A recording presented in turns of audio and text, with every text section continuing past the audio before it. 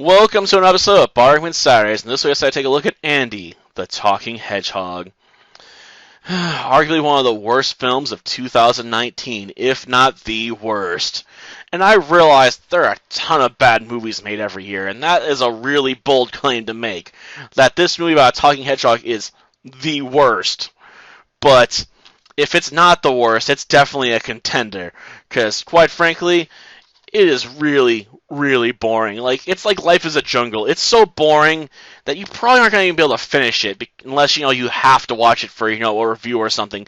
And even for that, I couldn't finish it because by the 45-minute mark, I'm just like, these characters don't even sound like they're human beings. They'll talk and interact with each other in ways that you're like, this doesn't sound like a normal conversation whatsoever. I can't believe the writing is that bad. And yes, I realize that all movies are scripted, so they're all fake conversations. But even for one of those, it is, just so awful. You're like, no one would talk like that. Seriously, no one. And I don't even want to really talk about the box, but this box is complete lies.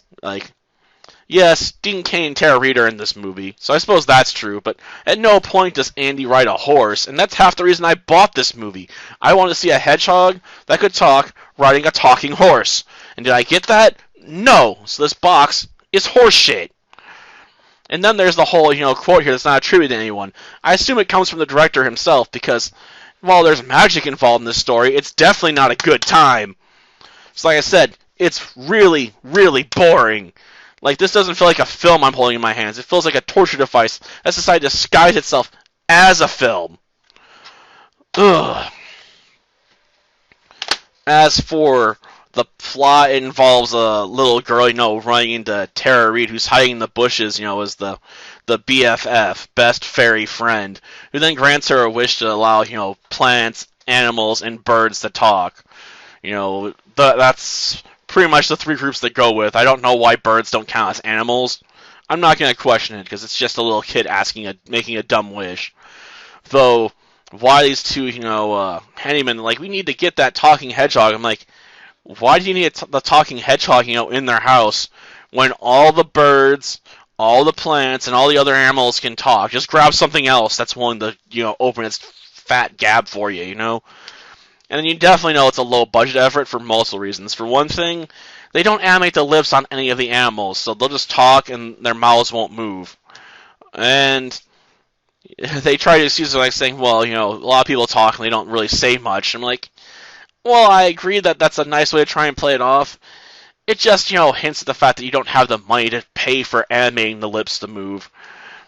And two, I know it had to be a low-budget effort because there's times when you have shots where you can see the guy operating the boom mic, and they didn't decide to redo those shots, to try and hide the fact the guy at the boom mic was there. And three, they use apparently stock footage of European hedgehogs.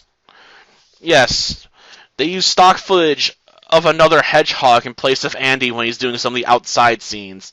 Because apparently they just couldn't afford to film him, They're like, well, we don't have enough time to film this, we're running out of money, so we're just going to use some stock footage of these European hedgehogs, drinking some milk and stuff like that, to fill up some runtime. I'm just like, you think little kids aren't going to be able to tell the difference between, this African pygmy hedgehog named Andy and a European hedgehog with a brown face? Because even I could quickly pick up the difference. That's not the same hedgehog. Come on. What, you expect me to believe he magically dyed his face between shots, then undyed it, several minutes later? Come on. I'm not that dumb. I can't imagine most little kids are that dumb either. Ugh. And I know the film's meant for 4 to 7-year-olds, but I can't imagine most of them would be entertained by this film, even with all the attempts at slapstick they put in here, which doesn't even feel like very well executed slapstick, to be honest.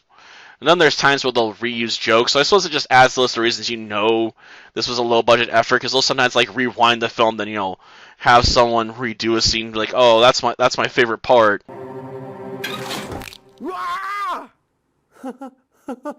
That's my favorite part.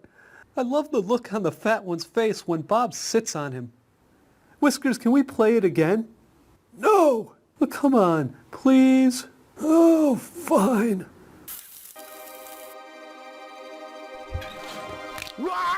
Or, they'll just hold on a still frame while they have one of the characters start delivering dialogue. Like, ugh. Yeah. This is a film that's definitely worth, skipping. Like, if you want a film for little kids, like, go have them watch Aggie, or Bold Eagles might be more entertaining with, a bird's love of, hot dogs and stuff like that. But don't make them watch Andy the Talking Hedgehog. Like, no, just take this away and throw it in the trash. Till next time, then. See ya. Missy, what am I gonna do with you? Oh, please don't turn me to a toad again. Last time, Ribbit, you have no idea how that stings.